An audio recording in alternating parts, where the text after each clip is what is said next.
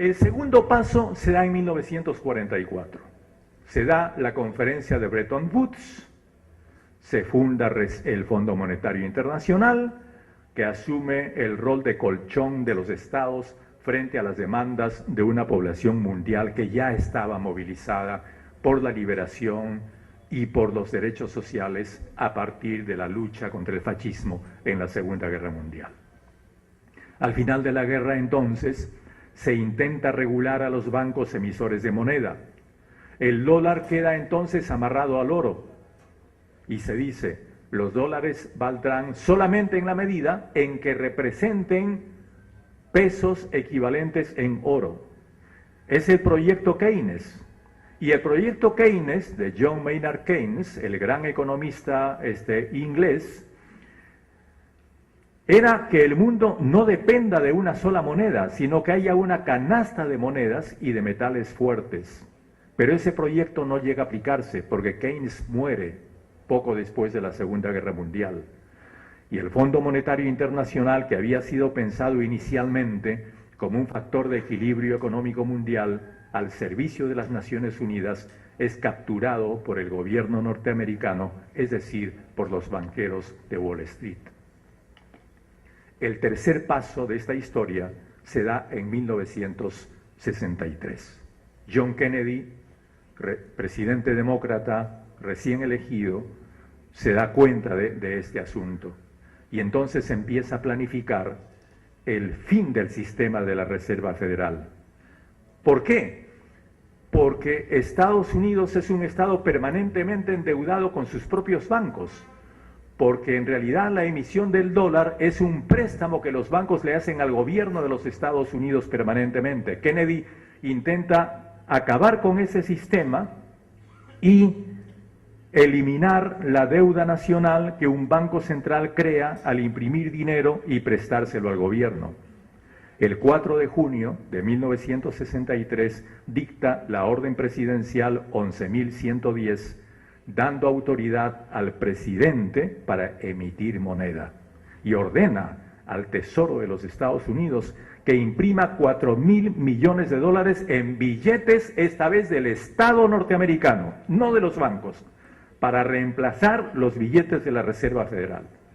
Kennedy es asesinado y acaba el intento de acabar con la Reserva Federal. El cuarto paso se da en 1972.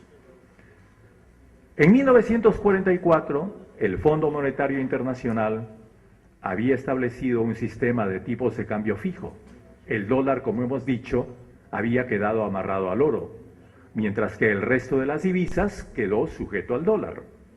Este sistema fracasó porque los altos costos de producción impulsaron el precio industrial del oro por sobre su valor monetario, y los tipos de cambio fijo resultaron ser insostenibles. La productividad y la competitividad avanzaron más rápidamente en Japón y Alemania, que eran países que habían resurgido rápidamente, mucho más rápidamente que en Gran Bretaña, Francia y los Estados Unidos. Y los desequilibrios comerciales provocaron crisis en la libra esterlina, el franco y el dólar. Cuando la libra y el franco comenzaron a sobrevaluarse, lo hicieron a expensas del dólar, el yen y el marco. Y aprovechando todo este cuadro complejo, Richard Nixon rompe los acuerdos de las Naciones Unidas y pone fin al sistema de convertibilidad basado en el oro. El dólar se convierte en una moneda de referencia sin respaldo metálico. Estados Unidos, es decir, los banqueros de Wall Street, pueden desde ese momento emitir miles de millones de dólares sin respaldo para comprar y derrocar gobiernos o para hacer guerras en todo el mundo. El paso quinto es en 1992.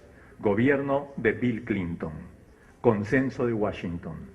Se produce un acuerdo entre la oposición republicana en el Congreso, liderada por los republicanos, la Casa Blanca, es decir, el Partido Demócrata, liderado por Clinton, los funcionarios del Tesoro norteamericano y la Reserva Federal, es decir, los banqueros, y se levanta la prohibición de que los bancos de depósitos puedan unirse con los bancos de inversión.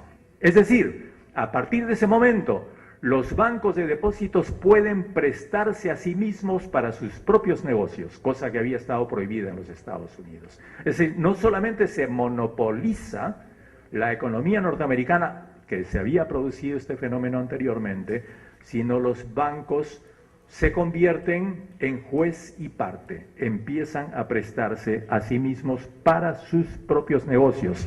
La derogación de la ley Glass-Steagall en 1999 ya había permitido a los bancos fusionarse con bancos de inversión, o mejor dicho, convertirse en casinos. Y esos casinos podían absorber a los bancos. A partir de ese momento, los bancos pueden usar el dinero de los depositantes para sus propios negocios sin ningún control. Si pierden, son los depositantes quienes pagan. Y los bancos se prestan a sí mismos. En consecuencia, Wall Street se convierte en la locomotora de la reactivación mundial. Y la configuración del capitalismo cambia.